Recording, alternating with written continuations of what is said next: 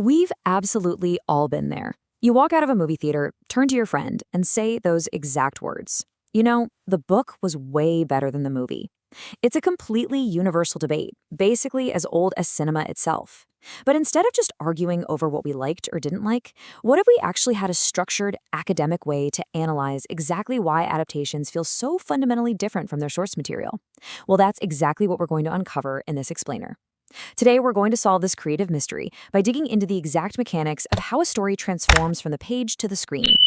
Here is our roadmap for the explainer. We're going to start with the art of adaptation, introduce the Ecranisation theory, and then break down three specific pillars: reductions, additions, and variations. Finally, we'll wrap up by looking at the thematic impact.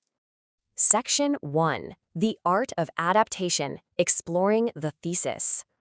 To really guide our journey today, we're anchoring this explainer in a pretty fascinating 2025 undergraduate thesis by Faradilla Zahra Anisa Hadi from the Department of English Literature at Universitas Islam Negeri Maulana Malik Ibrahim Malang. This research uses Jack London's absolute classic novel The Call of the Wild and its recent film adaptation directed by Chris Sanders as our masterclass case study. It's the perfect way to look at how narratives are completely reshaped for modern audiences. But before we can really understand how the story changed, we kind of have to understand its original soul. Right at the beginning of our source thesis, there's this quote Jack London originally wrote: "There is an ecstasy that marks the summit of life, and beyond which life cannot rise." It's an intense, almost primal quote, right? And it perfectly establishes the original, raw, totally naturalistic tone of the novel. It was always meant to be a story about the unforgiving realities of nature and pure instinct. Keep that specific feeling in mind as we explore how it gets altered. Section 2. The Ecranisation theory, the academic lens. Okay, let's dive into this by defining a super important term for our analysis: ecranization. In plain English, ecranization is simply the creative adaptation process of transforming a literary text into moving pictures. It's built on the idea that novels and films are just entirely different mediums. You can't just copy and paste text onto a screen.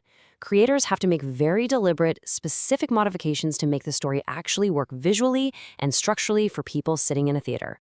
To really analyze this, the thesis leans on Palmasuk NST's theory of ecranization, which breaks this whole complex process down into three very clear, actionable pillars. First up, reduction, literally taking a pair of scissors to the book. Second, addition, inventing brand new elements out of thin air. And third, variation, taking something that already existed and twisting it for the screen.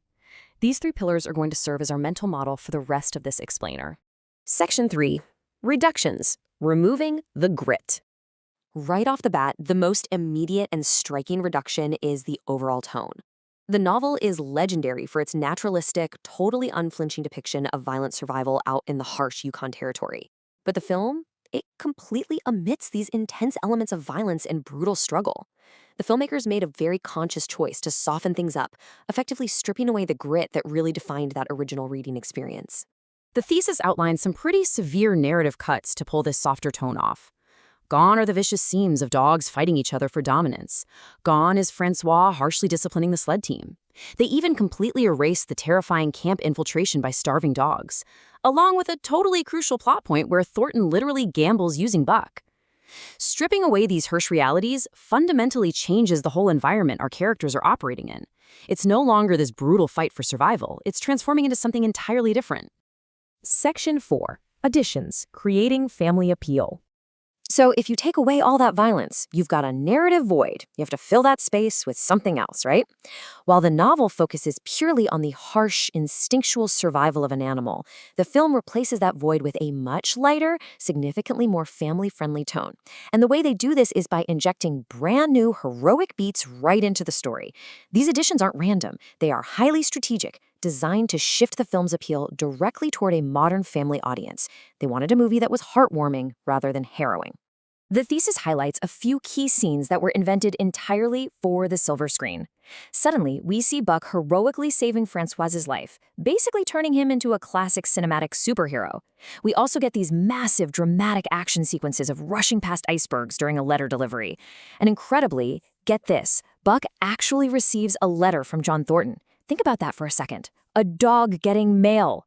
These added scenes build a massive Hollywood action-adventure vibe that was just completely absent from the original instinct-driven text. Section 5. Variations.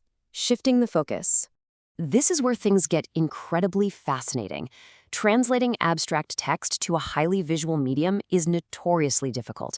In the novel, The Call of the Wild is this deep, internal, instinctual urge inside Buck's own mind. But you can't exactly film an internal urge, can you?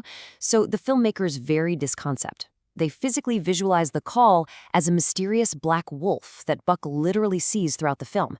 It's a brilliant variation because it translates a highly complex literary theme into a clear, easily understandable visual symbol for the audience.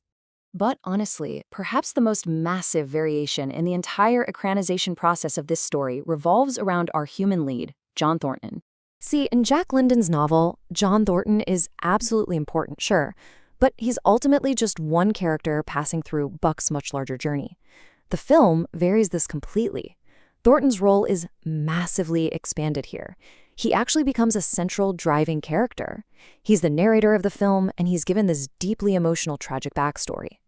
By varying his character in this specific way, the filmmakers directly strengthen the emotional relationship between human and animal. It gives the audience a deeply human anchor to connect with, which, when you think about it, fundamentally changes whose story this really is. Section 6. The thematic impact. The final transformation. We've seen the reductions, the additions, and the variations. So what is the overarching result of all these changes combined? Well, the thesis reveals that this ecranization process entirely shifted the very DNA of the work. The novel's core themes of naturalism and brutal survival were just systematically swapped out. And the results? A warm, emotional family adventure centered completely on the connection between humans and animals. These creative choices are a direct reflection of ideological shifts, tweaking the story to meet modern values and audience expectations. The soul of the story was totally reshaped to fit both the medium and the times. So the next time you watch a movie based on a book and you hear someone leaning over to complain about the changes, I really want you to remember this framework. Remember the reductions, the additions, and the variations, because it leaves us with a truly provocative question. Is a strictly faithful adaptation always the best choice? Or is this very act of transformation, of meticulously shaping a story to speak to a brand new audience in a totally different medium, is that the true art of modern filmmaking? Thank you so much for joining me for this explainer, and definitely keep looking for those hidden structures in the stories you love.